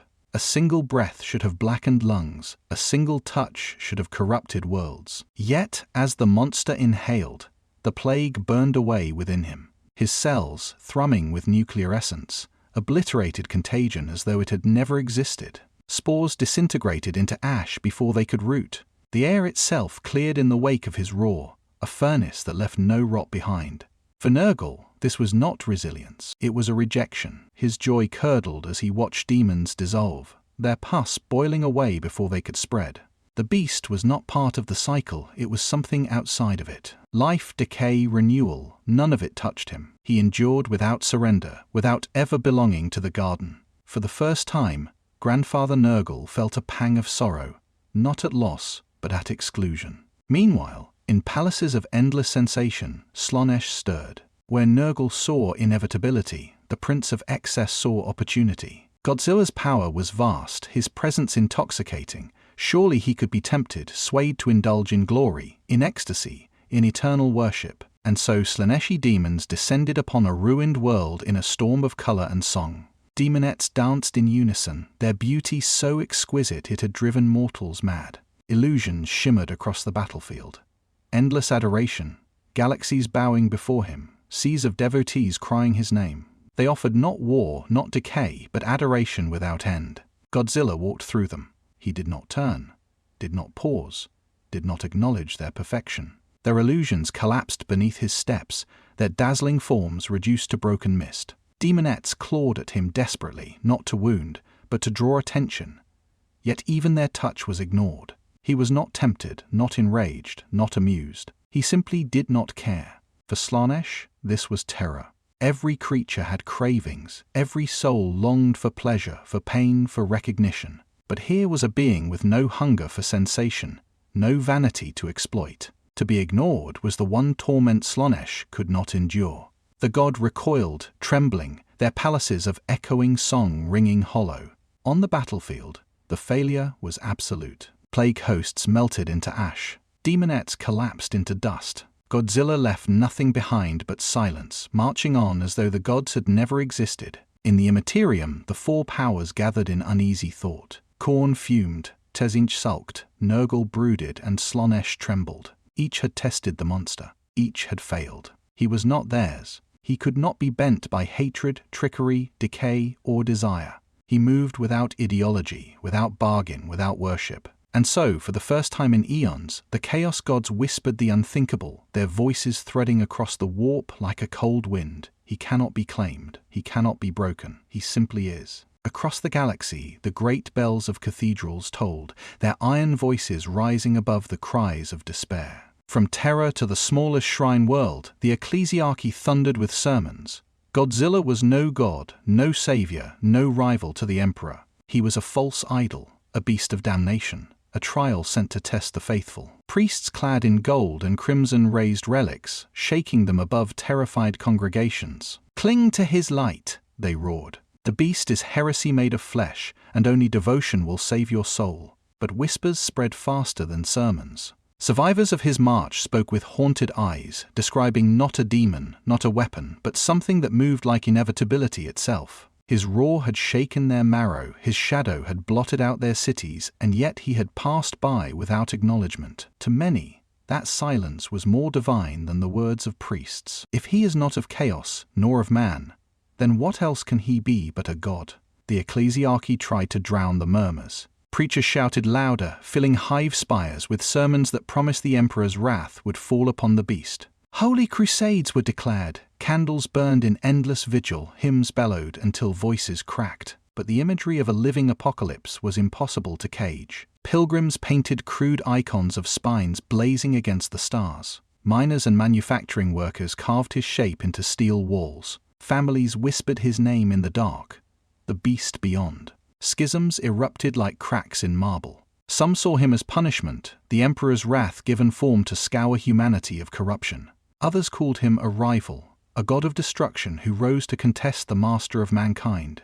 And some, heretical yet unafraid, called him a miracle, proof that power existed outside the Imperium's dogma. In some hive cities, sects began chanting prayers not to the emperor, but to the beast itself, begging his indifference to spare them. The ecclesiarchy's response was swift and merciless. Purges swept across countless worlds. Arbeit squads stormed homes, dragging families accused of beast worship into the streets. Public pyres burned day and night, the accused shrieking as flames consumed them. Priests declared it a cleansing of heresy, but the spectacle only deepened doubt. People whispered that if the emperor was truly supreme, why did his priests fear a rival so much that they burned children in his name? In shrines and cathedrals, priests themselves began to falter. Some confessed in private that their faith wavered. One confessed to his congregation, "I prayed for guidance, but where his light should have been, I saw only a shadow walking." The man was executed within the hour, but his words lived on, carried like embers through the masses. On Terra itself, the ecclesiarch convened his closest cardinals in desperation. Their conclave echoed with fury and fear. Some demanded greater purges, exterminators for entire hive clusters infected by beast cults. Others counseled caution, fearing that every pyre built another convert. The debate ended in deadlock, the ecclesiarch himself striking his staff upon the stone floor and declaring, "We cannot let this monster become a god." Yet the truth spread anyway. For faith, once fractured, cannot be forced back into unity. Across the Imperium, prayers shifted, softened, split. The emperor was still worshipped, but no longer alone. The monster had entered their liturgies, their fears, their imaginations. Some begged the emperor to defeat him. Others begged the beast to pass them by. And in the silence between sermons and screams, a chilling truth took root. When a monster rivals divinity, doctrine cannot contain belief. No organization in the Imperium prided itself more on vigilance than the Inquisition. For millennia, it had been the scalpel against heresy, the hammer against demons, the ever-watchful eye that claimed to see truth where others faltered. Yet when faced with Godzilla, even the Inquisition's unity splintered like glass struck by a hammer. Conclaves across the galaxy roared with arguments. Puritans stood first, their voices loud and absolute. To them, there could be no doubt the monster was heresy incarnate. Whether demon, Xenos, or some unnameable force, it mattered little. "Exterminate him at all costs," one Lord Inquisitor thundered. "If it takes burning half the galaxy to ash, so be it." For Puritans, hesitation was treason. The Emperor's throne must never be rivaled. But radicals countered with growing boldness. They argued the unthinkable, that Godzilla's existence shattered the Inquisition's central dogma. If this creature could not be banished, contained, or named within doctrine, then perhaps the Emperor was not the sole master of the galaxy after all. Some even dared whisper that the monster might be a natural law given form, a truth older than chaos or man. If so, the Inquisition's obsession with categories, demon, heretic, Xenos, was meaningless. Whispers became open proposals. A handful of inquisitors suggested studying Godzilla, capturing fragments of his essence for weaponization. If he is a survival incarnate, should we not learn from him? One radical asked. Silence followed, then outrage. To Puritans, this was nothing short of treason, an attempt to worship heresy, to bow before it rather than destroy it. Accusations flew like bolter fire. Names were shouted, dossiers brandished, charges of heresy levied. Meetings that began with debate ended with violence. Inquisitors drew blades against their own, retinues clashing in bloody chambers where once they had stood united. Within weeks, assassination attempts spread across the orders. Radicals found themselves poisoned at their tables. Puritans vanished into the void, their ships destroyed by hidden mines. The officio assassinorum meant to serve the Inquisition became entangled in their feud. Entire temples split in loyalty, operatives hired not against chaos, but against rival inquisitors. Black ships, once devoted to psycho harvests, were redirected to shadow wars. Whole sectors groaned under the paranoia as worlds burned, not by Godzilla's claws, but by inquisitorial purges unleashed upon one another. Amidst the chaos, the great question remained unresolved. What was the monster? Was he chaos? Was he God? Was he proof that nature itself stood above their eternal struggle? The very refusal of Godzilla to fit into doctrine gnawed at the Inquisition's soul. They had always defined themselves by certainty. Now, certainty is gone. On Terra, within the shadowed chambers beneath the Senatorum, an old inquisitor stood alone, listening to the reports of his peers' betrayals. His voice cracked as he recorded his final thoughts into a ciphered archive. We feared chaos would undo us. Instead, it is nature. We are not broken by demons, nor heretics, nor Xenos. We are undone by a beast that does not care whether we live or die. The Inquisition had fractured, and the galaxy trembled not only at Godzilla's shadow, but at the collapse of the Guardians who once claimed to stand above all fear. The first chants rose not from temples, but from ruins. In broken hive cities where the ecclesiarchy's sermons had failed, where the Inquisition's purges had left only ashes, desperate voices turned elsewhere. Survivors whispered to one another that perhaps the monster was not a curse but a god, the beast beyond. His silhouette, burned into their memory as he strode across shattered skylines, became their icon. Children scrawled his jagged spines on walls with soot and ash. Entire families gathered at dusk, offering scraps of food and water to the empty horizon, praying that if they honored him he might pass them by. Unlike the secretive rites of chaos cults, these new faiths were brutally simple. They asked for no power and promised no gifts. Their prayers were nothing more than pleas for mercy. Let him see us and step aside. Let him walk past without crushing us. In their eyes, Godzilla was not a savior nor a destroyer, but an inevitable incarnate. Worship was survival. The ecclesiarchy responded with predictable fury. Beast cults were declared heretical abominations and purges followed swiftly. Arbites stormed tenements where crude shrines had been raised, dragging worshippers into streets and burning them alive. Preachers shouted over the screams, declaring the flames proof of the Emperor's wrath. But something unexpected happened. Each pyre became a beacon. Each martyrdom deepened belief. Those who watched whispered, if the priests fear him, then perhaps he truly is divine. Rumors spread with wildfire speed. In one hive city, it was said that Godzilla had passed over a manufactorum without leveling it because its workers had painted his spines across their roof. In another, pilgrims swore that entire villages survived by bowing in the dust when his shadow fell. None of these stories could be verified, but truth was irrelevant. Superstition became faith, and faith became doctrine. Soon, murals adorned entire districts. Whole avenues glowed with graffiti depicting his towering form against burning skies. Children sang rhymes about his roar. Criminal gangs adopted his image as banners, declaring themselves sons of the beast. And in some places, whole populations turned their backs on the ecclesiarchy entirely, gathering in silent vigils under open skies, waiting for the monster's distant thunder.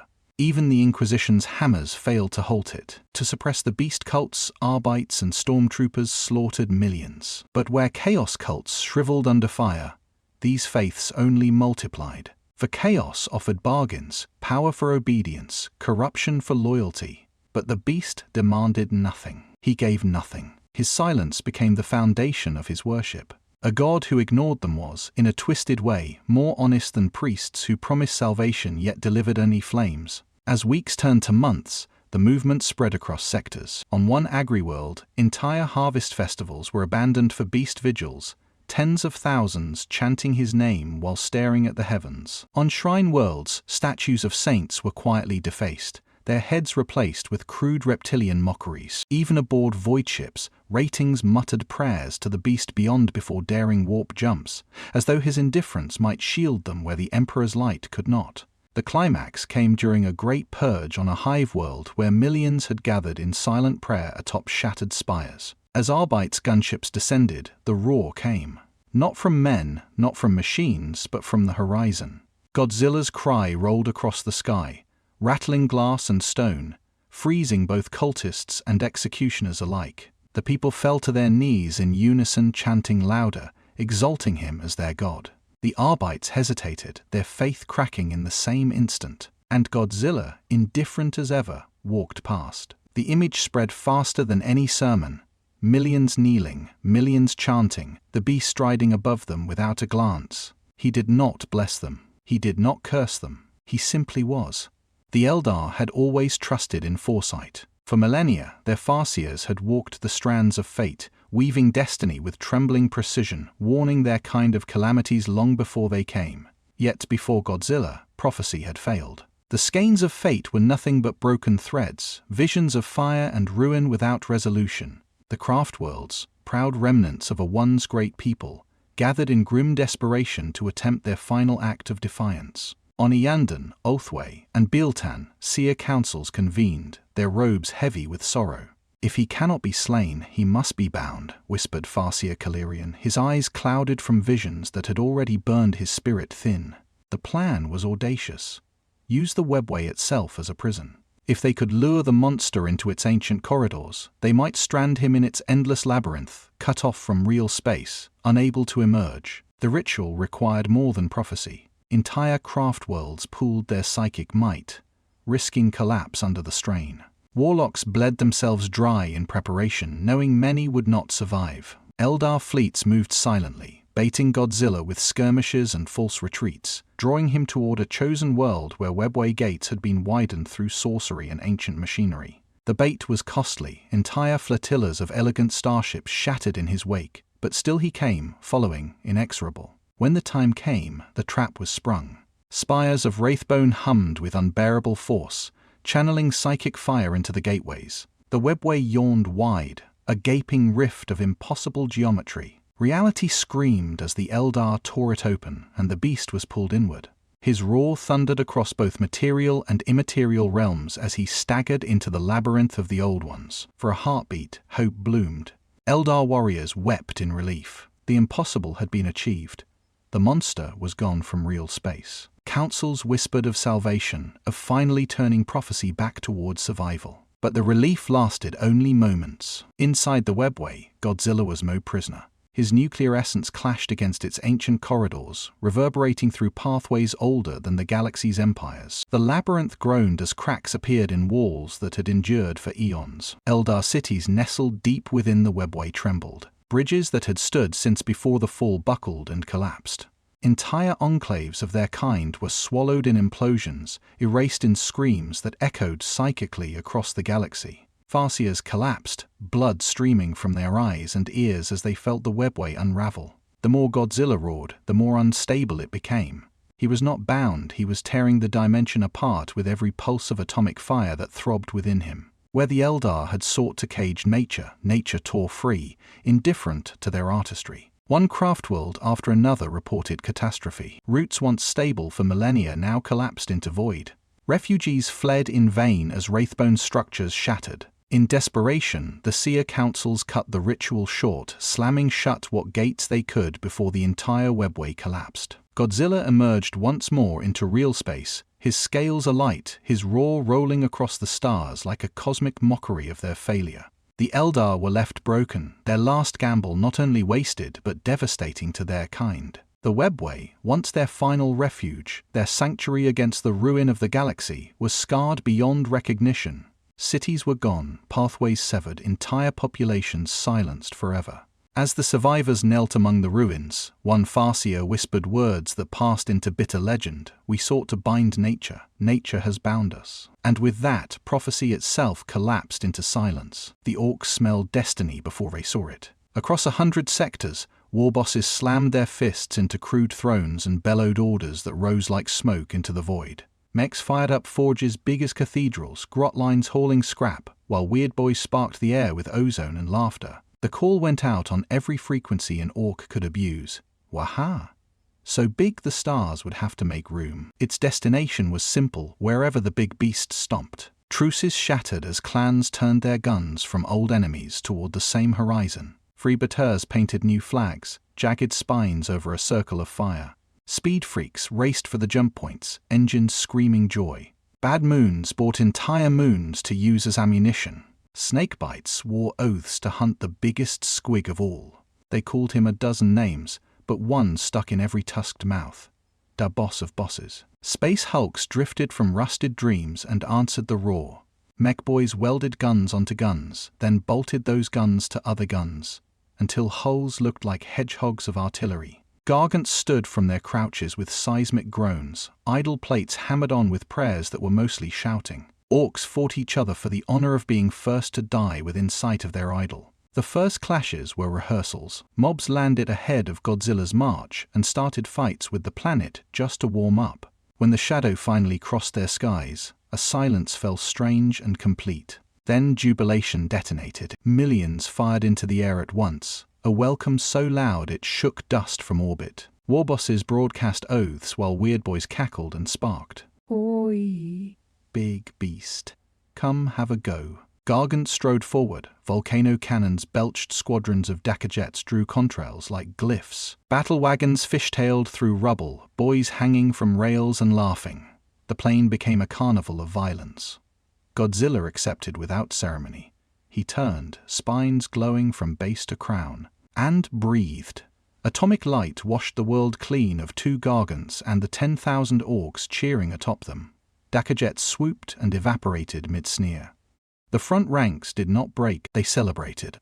Those behind shoved forward to take their place, certain the best seats were nearest the fire. He moved through them like a continent, tail scything. Killer cans crumpled like tin toys. A warboss the size of a small titan leapt for his jaw with a chain fist blazing, struck scale, and became a brief constellation. Weird Boys hurled green storms that swirled and died against a pressure greater than God's. Every death was a punchline, every obliteration an encore. What other races called despair, the orcs called proof. If life meant fighting, here was meaning distilled.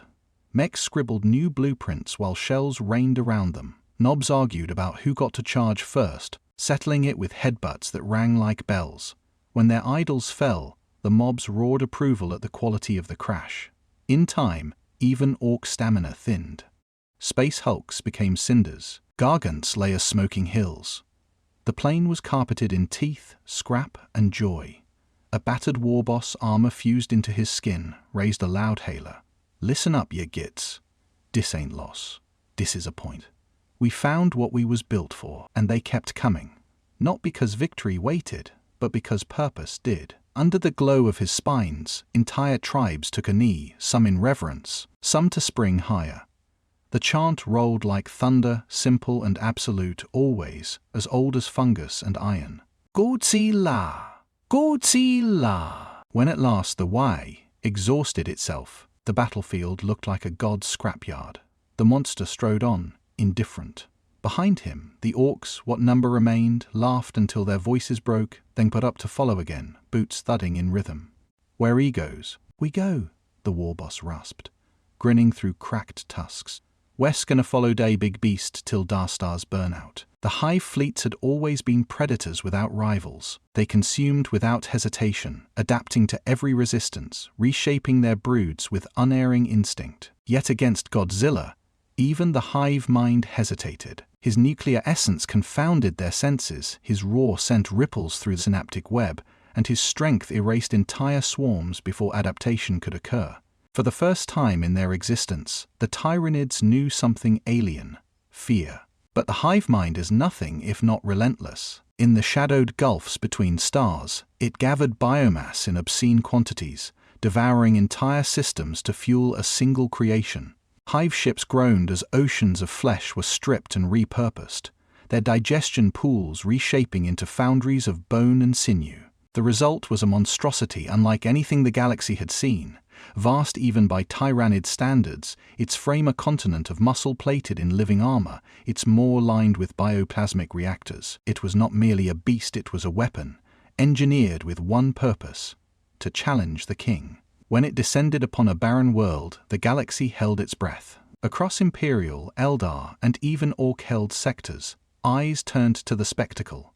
Predator against predator, 2 incarnations of survival colliding. The Tyranid monstrosity struck first. It lunged with the speed of a falling mountain, claws scything through the atmosphere, bioplasma torrents cascading like rivers of fire. The ground quaked under its weight, shockwaves toppling mountains and flattening forests. Godzilla staggered beneath the initial blow, scales burning and cratering under the onslaught. For a moment, just a moment, the galaxy dared to hope. But Godzilla's spines ignited. Blue fire raced up his back, brilliance brighter than suns. His roar split the heavens, drowning out even the psychic shriek of the hive mind. Atomic fury burst from his jaws, cleaving through the tyrannid behemoth's chest. The blast didn't just burn it, unraveled the organism's very structure, boiling biomass to ash in instants. The tyrannid titan fought back, screeching, tearing, lashing with claws the size of hive towers. But each strike was met with raw force, tails smashing through armor, claws gouging but finding no weakness. Bioplasma vents ruptured one by one under atomic fire until the beast collapsed, its colossal body reduced to smoldering ruin. In hours, the greatest creation of the tyrannids lay broken. Its carcass, too vast to consume, smoldered like a ruined world. The hive mind recoiled. It had gambled everything, millions of worlds worth of biomass, eons of instinctual calculation, and failed. Worse than failure, it had learned a truth it could not adapt around. There was no prey here. There was no path to consumption. Godzilla was beyond their cycle, beyond their hunger. He could not be devoured. For the first time, the Tyranids withdrew not as a tactical maneuver, but as instinctual submission. The entire hive fleets shifted course, abandoning sectors rather than risk his notice. Stars once doomed to be stripped bare were left untouched, forsaken in terror of a single silhouette striding across the void. And so the galaxy whispered its epitaph for them. The devourers of worlds, devoured by fear. For 10,000 years, the Astronomicon had burned without ceasing, a psychic beacon brighter than any star, guiding mankind's vessels across the abyss. Maintained by the sacrifice of thousands of psychers every day, it was the Imperium's heartlight, proof that the Emperor still guarded his children. No war, no rebellion, no demon incursion had ever stopped it, until now. As Godzilla's shadow spread across the galaxy, the Astronomicon began to waver.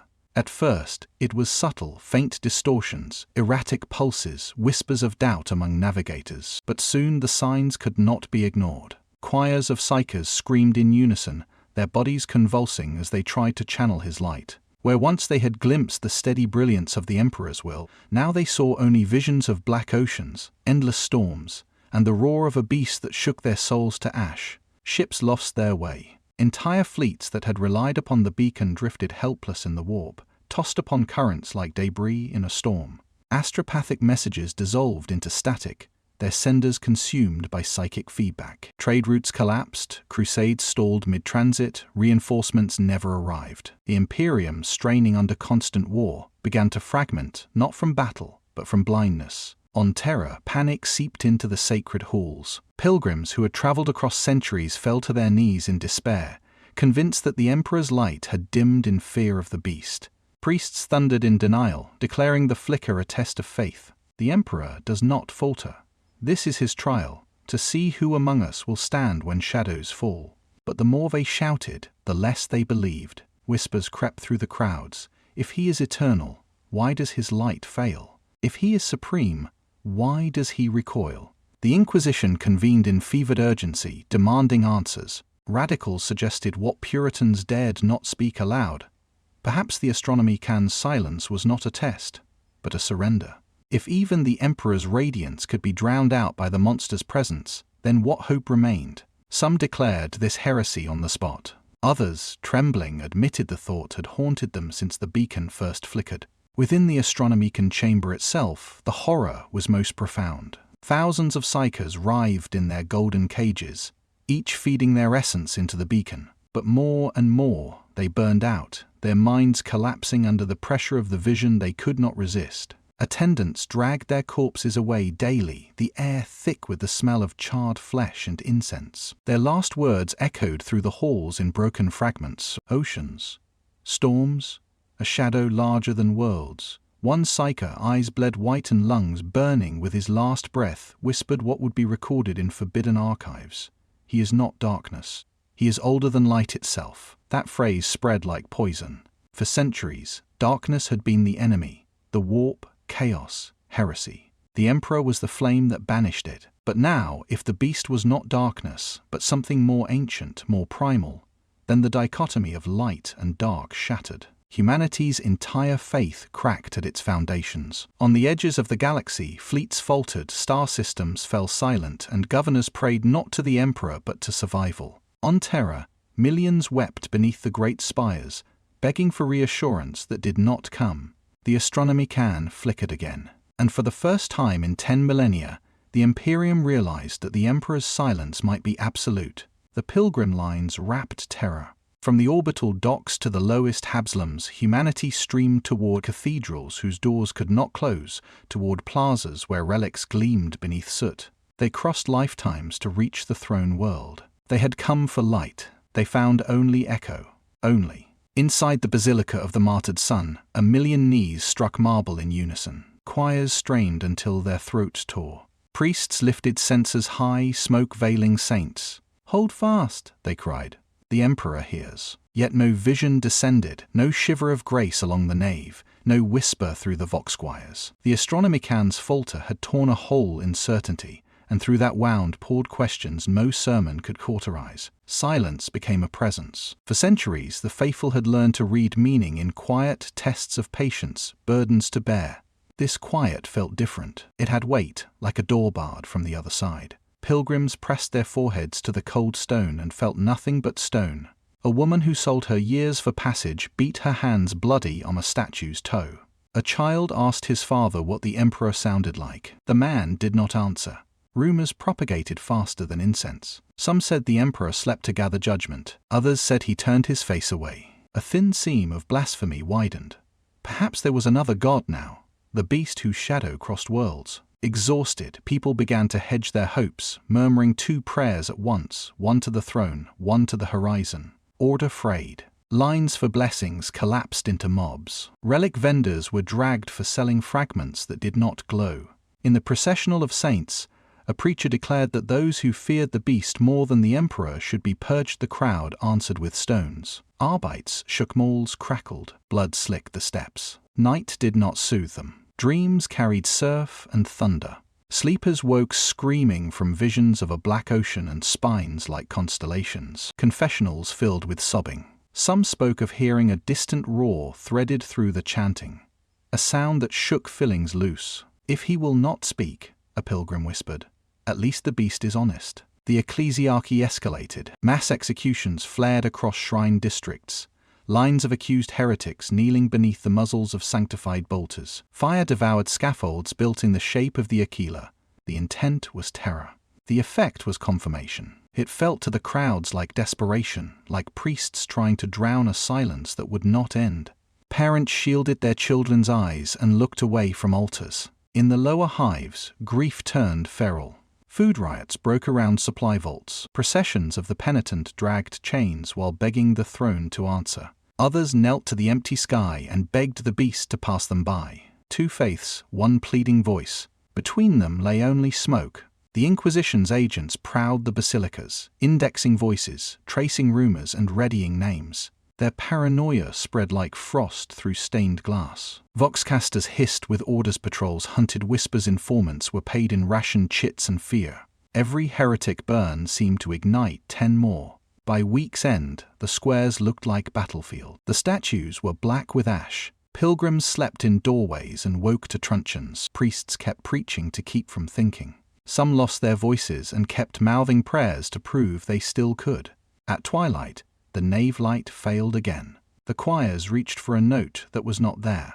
A wave of weeping moved outward from the altar, gentle, unstoppable. Beneath gilded vaults, people pressed together and could not warm each other.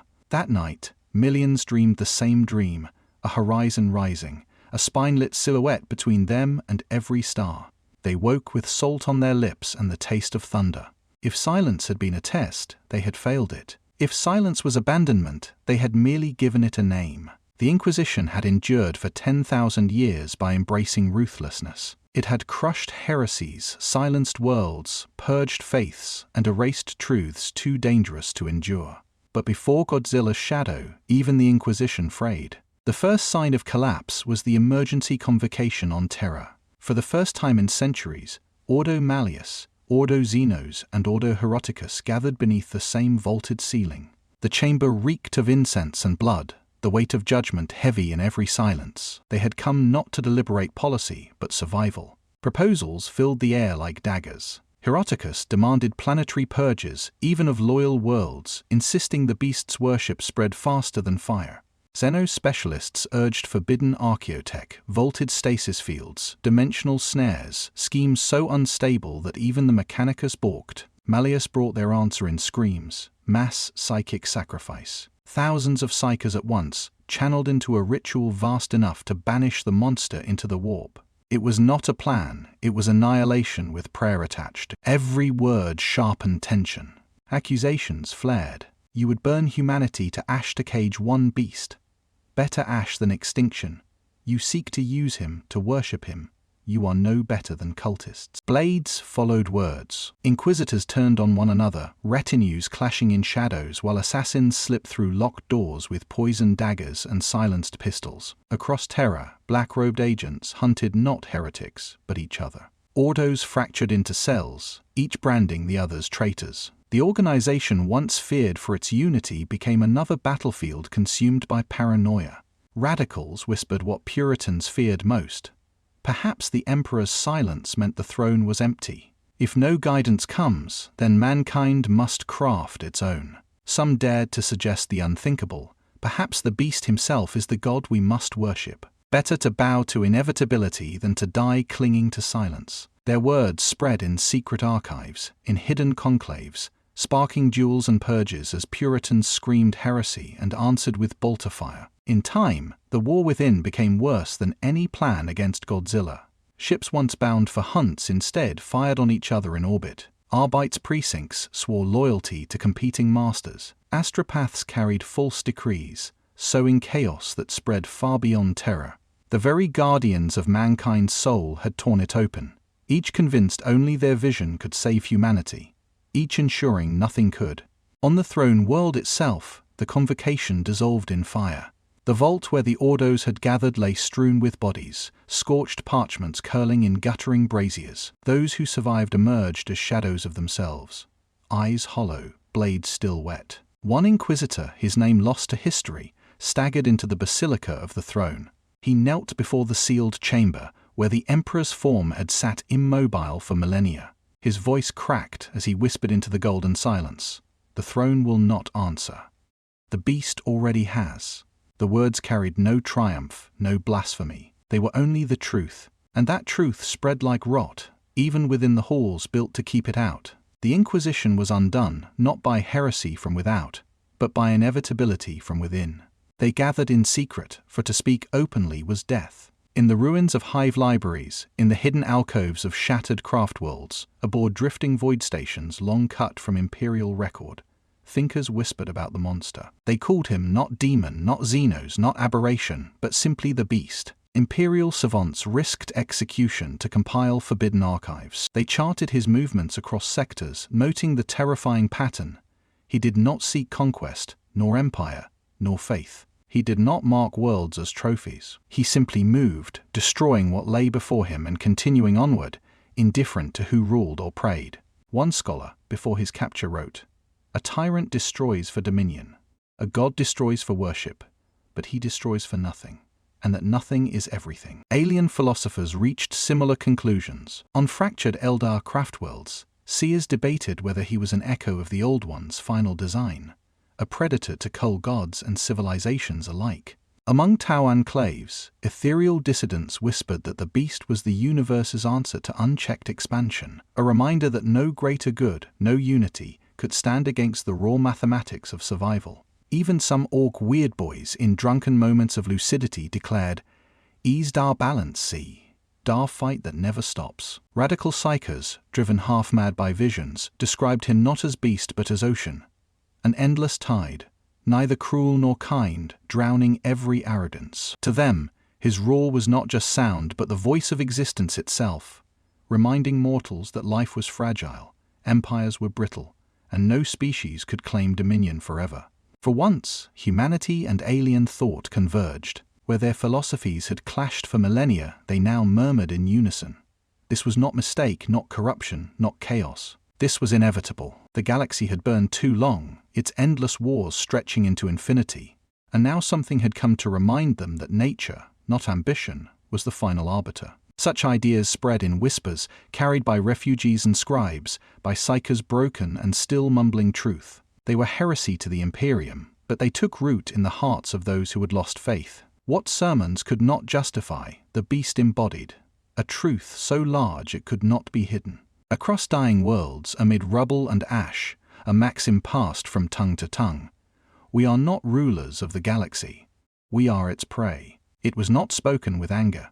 It was not spoken with defiance. It was spoken with awe, with the surrender of those who had glimpsed something greater than empires, greater than gods. For the first time in 10 millennia, mortals dared to see themselves not as masters of destiny, but as survivors clinging to the edges of a universe that had finally remembered its teeth. Among the Eldar, silence and lament filled the halls of the surviving craftworlds. Farseers spoke of the unwritten path, a thread outside the loom of fate. Their skeins, once trusted to reveal even distant futures, now unraveled whenever the beast was glimpsed. Some among them clung to hope. Perhaps his destruction was not aimless but cleansing, stripping away corruption and leaving only what might endure. Others despaired, declaring that prophecy itself had died without fate. The Eldar were unmoored, their very identity shattered. To call him the Unwritten was not to name him, it was to confess helplessness before a truth beyond their oldest wisdom. The Orcs had no such despair. To them, Godzilla was vindication. Their whole culture, built on fight and size, found its ultimate prophet. They daubed banners with jagged spines, shouting that the Waha had always been right. Universe is about DA biggest and DA loudest, they bellowed. His very existence confirmed their creed. Might was truth, and laughter in destruction was proof of life. To Orcs, he was not doom, but joy incarnate. They called him DA biggest truth, chanting the words as both prayer and battle cry. Even as they died beneath his fire, they grinned, because they believed they had finally understood the point of existence. The Necrons, cold and timeless, viewed him differently still. To their dynasties, survival was conquest, order was eternity. Yet when their weapons seared him and their sciences failed, they reflected in him something they had long denied: entropy, sharpened into flesh. The silent king, in his silent musings, recognized him not as a rival but as a mirror, a predator proving that even immortality could be humbled. For all their dominion over matter and time, the beast revealed the lie of permanence. Their philosophy turned grim. If even Necrons could be humbled, then perhaps eternity was an illusion, and entropy the true god of all. These three philosophies, Eldar, Orc, Necron, wove a tapestry of futility and meaning. Each saw in the beast their own truth refracted back. The Eldar their broken prophecies, the Orcs their savage joy, the Necrons their cold fear of entropy. None agreed on his purpose, yet all were forced into humility. It was not conquest. It was not faith. It was not glorious. It was survival stripped to its primal core. Across the stars, whispers aligned in quiet terror. Perhaps survival itself was divinity, and Godzilla its incarnation. At first, the whispers were heresy. To suggest that humanity, or any race, should yield rather than fight was unthinkable. Yet as fleets burned and armies vanished beneath Godzilla's claws, the impossible became practical. Across shattered sectors, a grim idea spread. Perhaps the beast could not be destroyed, but perhaps he could be endured. It began with silence. On frontier worlds where his shadow passed, entire cities chose not to resist. They extinguished their lights, abandoned their defenses, and waited. Some were trampled, reduced to ash like all the rest. Others were spared, whether by chance or indifference, none could say. To those who survived, survival felt like proof. They claimed their submission had been acknowledged, their refusal to fight answered with mercy. Word of such miracles spread like contagion.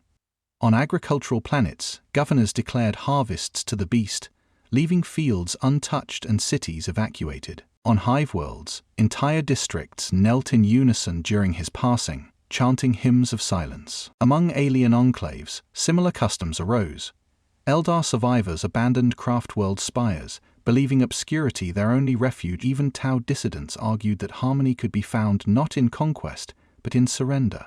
These acts were not framed as worship at first, but as pragmatism. "He is not cruel," whispered a priest who had turned from the pulpit. He does not hate. If he ignores us, that is survival enough. Over time, this pragmatism grew into doctrine. Beast cults, once wild and ecstatic, became pragmatic sects, their sermons stripped of faith and swollen with strategy.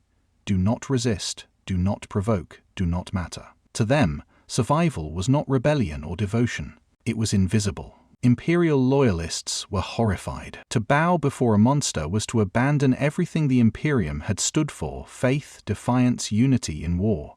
Ecclesiarchs thundered that coexistence was cowardice, and the Inquisition denounced it as treachery worse than heresy. Yet executions only drove the idea deeper. For every preacher burned, 3 more took up the words. For every sect destroyed, another arose from the ruins. The creed of coexistence was brutally simple. Life was no longer measured in victories, but in hours endured. Those who surrendered survived, those who resisted were annihilated. The galaxy, worn thin by millennia of war, found grim comfort in such arithmetic. Better to bow and breathe than to defy and burn. And so across the stars, the whisper became a proclamation. Not shouted in triumph, not sung as hymns, but spoken in hushed voices beneath collapsing roofs, in half-empty ships drifting without guidance, in refugee camps where hope had withered to nothing. We live only if we bow, not to gods, not to emperors, but to the beast. It was not worship. It was a resignation, and it was spreading. The Imperium endured, but it endured as a ghost of itself. Once it had thundered with crusades, drowned stars in fire, and declared the Emperor's will as law unbreakable. Now its voice was a whisper carried on broken vox signals, its commands ignored as often as obeyed. The High Lords of Terror still sat in their palaces of gold, cloaked in ritual and incense, but the weight of their decrees no longer reached across the galaxy. They ruled an empire of echoes, clinging to ceremony while the stars slipped through their fingers. The astronomer can still burned, yet it was weaker than memory allowed. Navigators described its light as pale, faltering, like a candle smothered by storm winds. Fleets stumbled across the void, often never arriving, leaving worlds stranded. For millennia, the Astronomicon had been proof of the Emperor's eternal watch. Now it seemed proof only of silence. Across hive worlds and agri-worlds alike, whispers spread faster than sermons. Shrines to the Emperor still stood, but their steps were deserted. Instead, citizens painted crude images of spines along hublock walls, murmuring to the silhouette of the beast. On some planets, the morning began not with prayers to Terra, but with a moment of silence facing the horizon, an appeasement ritual born of fear. The ecclesiarchy raged, burning heretics in pyres so vast they blackened skies, but fire could not cauterize what silence had already hollowed. Governors ruled more like warlords than servants of Terra. Many worlds stopped sending tithes, declaring that Terra's protection was meaningless before the beast. Instead, they stockpiled resources for rituals, evacuations, or futile planetary shields that cracked like glass when Godzilla passed. Imperial might, once unquestioned, had shrunk to provincial desperation. The Inquisition, once feared as shadow judges, dissolved into paranoia. Cells hunted one another as often as cultists, accusing rivals of sympathizing with the beast. Their assassins became instruments of internecine war.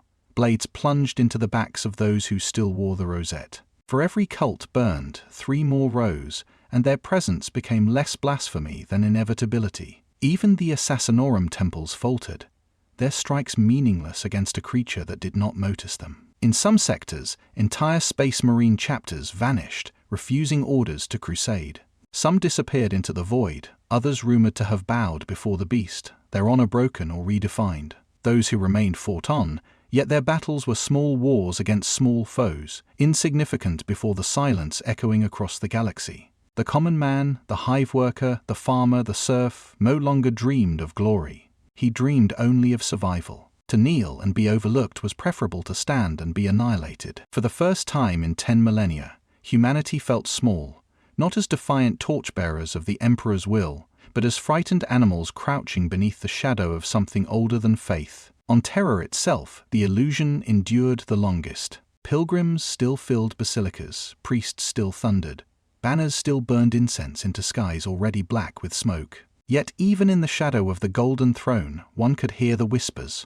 The beast is not chaos. He is not God.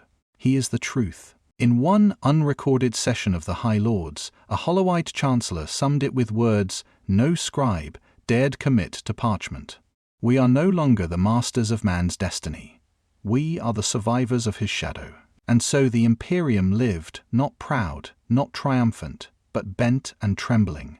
A civilization that had once claimed dominion over stars now reduced to waiting for the day the beast would turn his gaze their way. The warp had always been loud. Screams of mortals, the hunger of demons, the schemes of gods, all blended into a cacophony that never ceased. But since the beast's arrival, silence had begun creeping even into the Immaterium. Khorne was the first to rage. The blood god had unleashed endless legions upon the monster, imagining rivers of ichor, eternal combat, and glory without end. Yet when his demons dissolved beneath the atomic fire, when the beast neither reveled nor resisted but merely destroyed, Khorne found himself denied. His fury shook the brass citadels of his realm, but it was hollow rage. Glory meant nothing when the foe cared nothing for battle. "He is no warrior," Khorne bellowed. "He is hungry." Tezinche fared no better. He had woven illusions, crafted schemes, and tried to bend the beast into a piece of the eternal game. But no ambition stirred in Godzilla, no weakness to exploit, no desire to twist. His instincts followed no prophecy, crushed every plot, and ignored every thread. Tezinche, the architect of fate, sulked among his shifting towers, forced to admit that his webs had unraveled before something that moved without plan, yet destroyed all plans alike. Nurgle brooded in his gardens. Pestilence, plague, and rot had never failed him. Every creature succumbed eventually. Yet Godzilla's body resisted utterly, his cells burning infection as fuel, transforming sickness into strength. To Nurgle, this was not resilience, it was rejection. The endless cycle of decay found no purchase. His gifts returned unopened. For the first time, the Plague Father felt a quiet, alien disgust at a being that denied the very rhythm of his existence. Slaanesh trembled. For endless eons, all beings bent before desire, pain, pleasure, sensation. Yet Godzilla felt none. He did not indulge, did not deny, he simply did not acknowledge. Demons of delight and torment danced in dazzling forms, only to be crushed beneath his tread without even a flicker of recognition. To Slaanesh, who had thrived on worship and obsession, this indifference was worse than hatred. It was erased. And so the demons whispered. Where once they had boasted of dominance, now they murmured fear.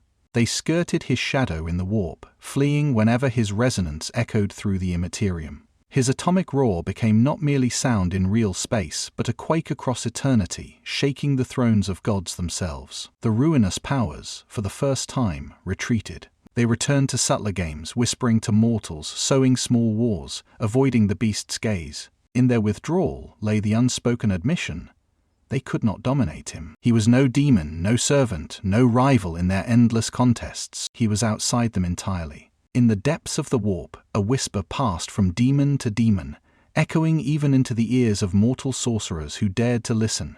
He is not ours. He is not theirs. He is. The gods of chaos, eternal and unyielding, had finally met something that neither yielded nor cared. And in that indifference they found fear.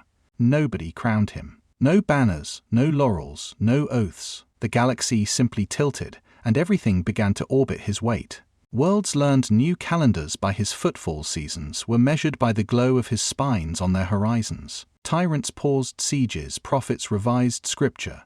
Merchants redrew routes around a moving coastline of catastrophe. The longer he walked, the quieter wars became, not through peace, but exhaustion, not by treaty, but acceptance. He did not rule by command. He ruled by presence. Planets emptied themselves before him like tides. Some lit signal fires shaped as jagged crowns, others went dark and waited. On shrine worlds, the ecclesiarchy kept chanting until their voices broke on forge worlds.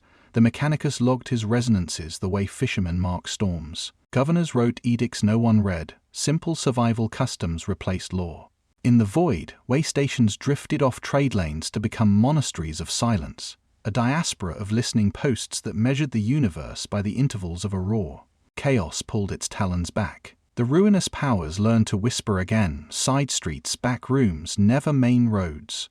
Their princes counted victories like pickpockets count coins, small, secret, afraid of the patrols stomping by. Even demons, once eager to strut, kept to shadows when blue fire rose along the monster's spine.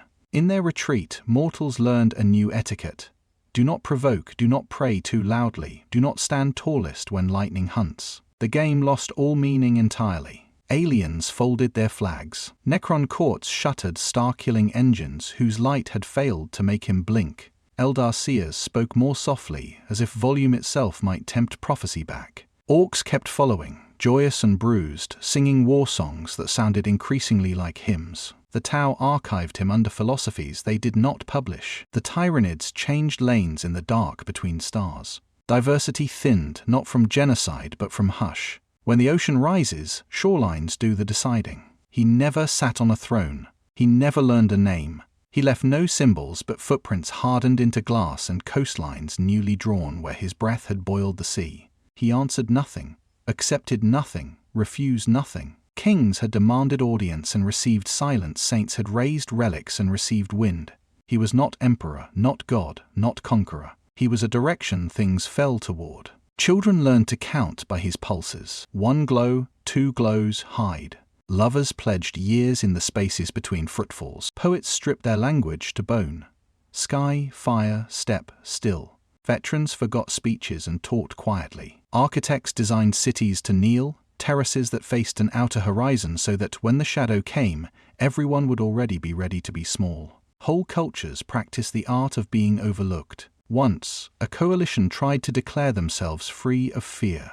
They lit a crown of satellites around a relic world and played a symphony into the dark. The answer arrived as a moving night. The crown turned to meteors. The symphony ended as steam. Survivors dragged new notes from the ruin, minor keys that fit the weather. And yet the galaxy did not die. Crops still grew in valleys behind mountains he would never cross. Children laughed between tremors. Libraries glowed at night with catalogues of storms. There were festivals for endings and mornings after. People found a version of hope that did not require tomorrow to like them. So he stood on one of a million broken horizons, spines lit like a sea of comets, breath fogging the void, claws sunk into the crust of a world that had learned humility. His roar rolled outward, not angry, not kind, simply true. Stars dimmed a fraction and then continued burning. No one bowed in worship. They bowed the way grass bows to wind. The monster had become king not by will but by the law that moves oceans and seasons. He moved, the galaxy made room.